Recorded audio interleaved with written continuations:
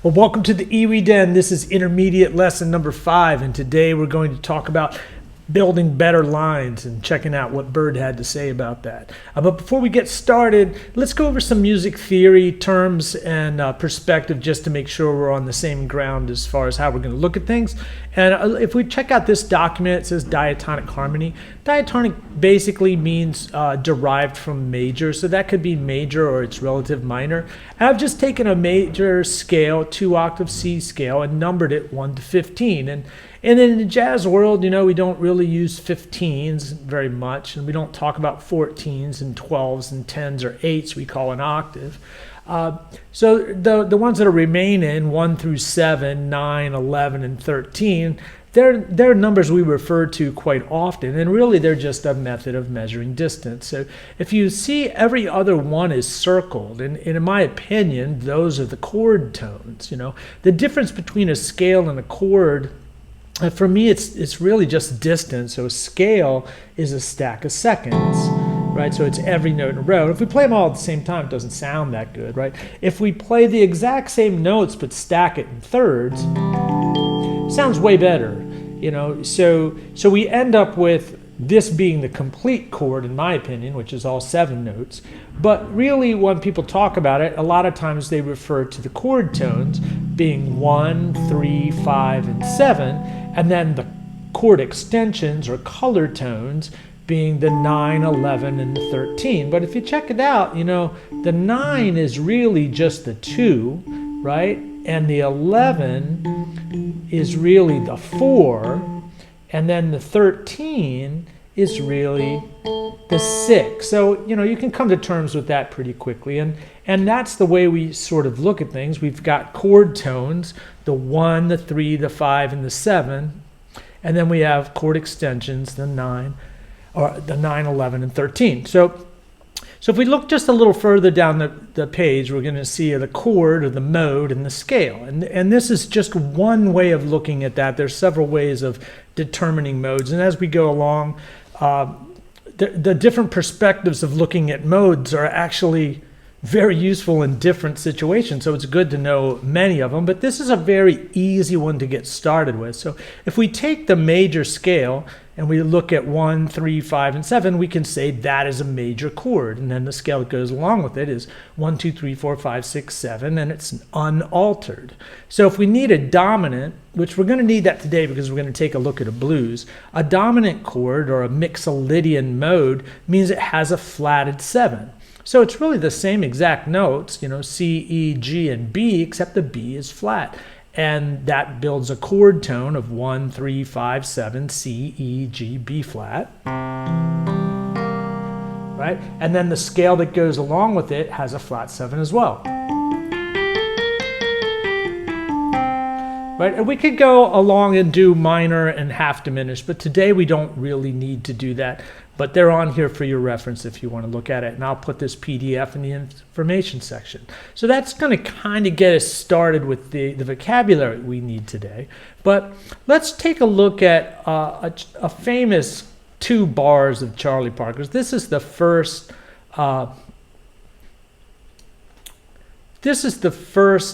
8 bars of Charlie Parker's Confirmation. All right, and there's a lot to be learned from Parker solos. I mean, we can learn about licks and diminished scales and phrasing and asymmetric phrasing and anticipating changes and all kinds of things. And there's all kinds of different levels that you can look at Charlie Parker's solos. But today we're just going to look at, you know, how did he use chord tones and what can we kind of deduce about what he was doing about chord tones. So let's just do a little analysis, right? So the very first note is a D chord. It's an F sharp. Well, that's a 3rd, right? And he jumps up to the 5th and then he plays the 3rd. And then he goes down and pivots on the major 7th of D. Then he goes chromatically up, and this E is actually the 3rd of C sharp half diminished. And then he jumps to the flat 7 of C sharp half diminished. And he comes back down again to the 3rd. And then here over the F sharp dominant, he plays F sharp and immediately jumps down to the 3rd. and then he jumps to the flat 7. And what is he playing over the B minor here? It's the 3rd, right? It's not really playing a lot over this E7, but when he gets to the E minor, he plays the E and then jumps to the 7. And then there'd be a good case to be made that this F sharp right here is anticipating the 3rd. That's the 3rd of the D7. And then we get to the G7, that's the flat 9 right there. And then he ends up playing down to the flat 7, decorates, and it ends on the flat 7, starts the next phrase on the 3rd, plays the 7th here, the E, resolves a half step to the 3rd, and then this G sharp is definitely a half step anticipation of the 3rd of the E7. So if we just stop right there and look at it, if we circle all the 3rds and 7ths in the first 8 bars, we're going to see like there's a lot of them. So what I come away with is from that is Bird's kind of telling us play a lot of 3rds and 7ths and it'll marry your lines to the harmony. And that's a quick way to sound really good. So let's just take this concept and apply it to a blues progression, right? So this is just a simple blues. I mean, we can get a hipper and hipper blues, and we'll do that. We'll study some blues progressions that have a bunch of substitutions that are more developed. But to get our point across here, this is basically all we're going to need. We've got a C dominant, and we already know that that's a C scale with a flatted 7th. So that would be C, D, E, F, G, A, B flat, C, right? And the chord would be C, E, G, B flat.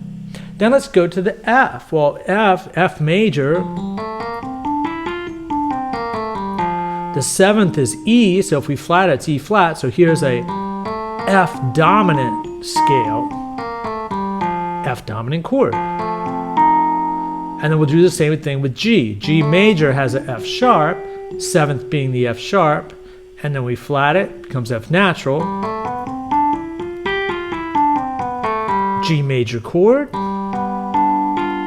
Right? So the first thing to do is just to make sure that we have this vocabulary straight. Let's just play up the scale to the 7th like this. And then we'll play in the next measure, we'll play the chord to the 7th. And we'll do that every measure because we have 2 measures of each chord, so we can play the scale in the first measure and the chord in the second measure, and that'll give us the vocabulary we need. So let's just do that one time through.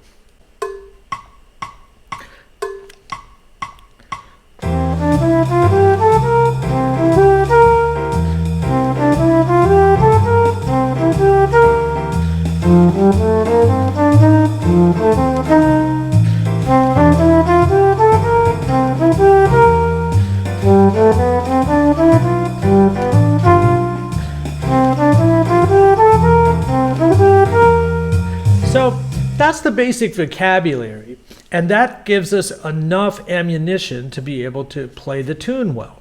Well, if we take what Charlie Parker was telling us and apply it to the tune, it feels like playing the 3rd and the 7th of each measure would be a great idea. But since the measures kind of come in pairs, like it'll be a C and then another C, C and a C, F and F, C and C, G and G, we can play 3rd, 7th in this measure, and then 7th, 3rd in the next measure, and continue that pattern throughout. So it'll be 3rd, 7th, 7th, 3rd. We could just play whole notes or half notes, but you can make any rhythm that you want. So here we go, playing 7th, 3rd, 3rd, 7th, 7th, 3rd.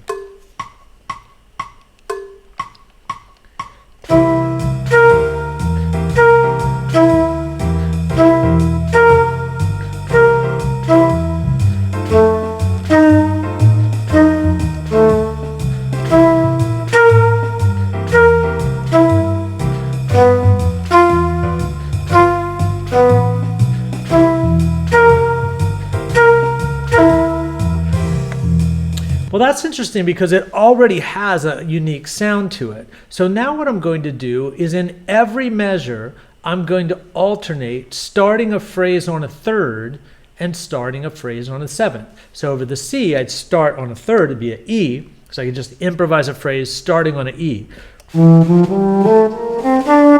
right? And then the next measure, I'll start my phrase on a seventh. You're going to find as you do this that they're very comfortable notes to start on, and a lot of times it's the note that you would be trying to sing. And what we're trying to do is train ourselves to hear the thirds and sevenths, intellectually know where the thirds and sevenths are, and kind of naturally groove those into our playing. So here I'm going to go every other measure. I'm going to start improvising on a third and a flat seventh, third, flat seventh, third, flat seventh, the whole way through the tune, just alternating my starting notes.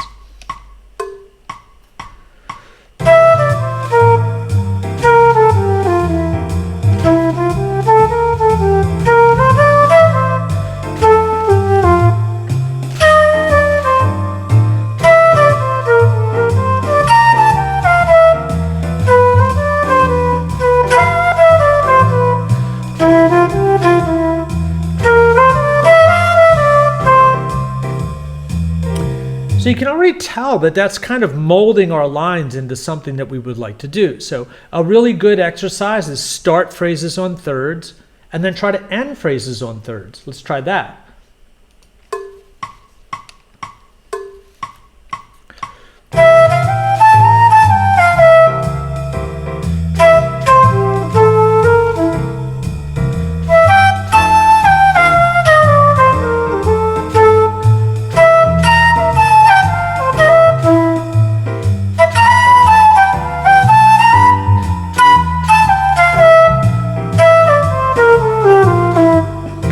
You could do the same thing like starting phrases and ending phrases on sevenths.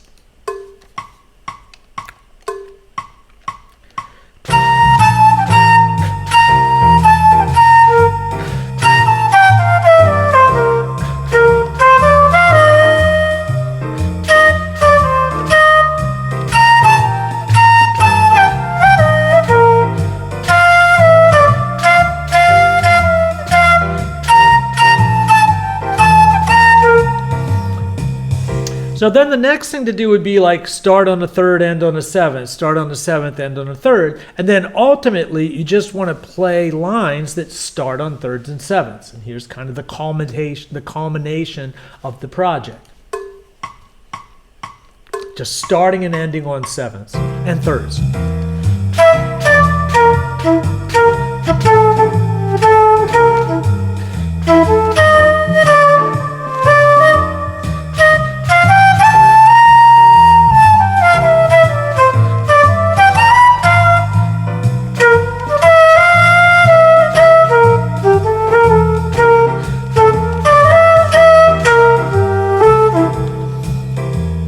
And you can see that that kind of makes my lines fit into what the blues vocabulary is. I remember when I found this technique, and it seemed like very quickly I was able to get to the notes that I was hearing in my mind, because I believe I was hearing a lot of thirds and sevenths. I just couldn't get to them. So if this was helpful to you, hit like, and if you want to catch the next video, hit subscribe, and YouTube will let you know when that's up. Okay, have a great day.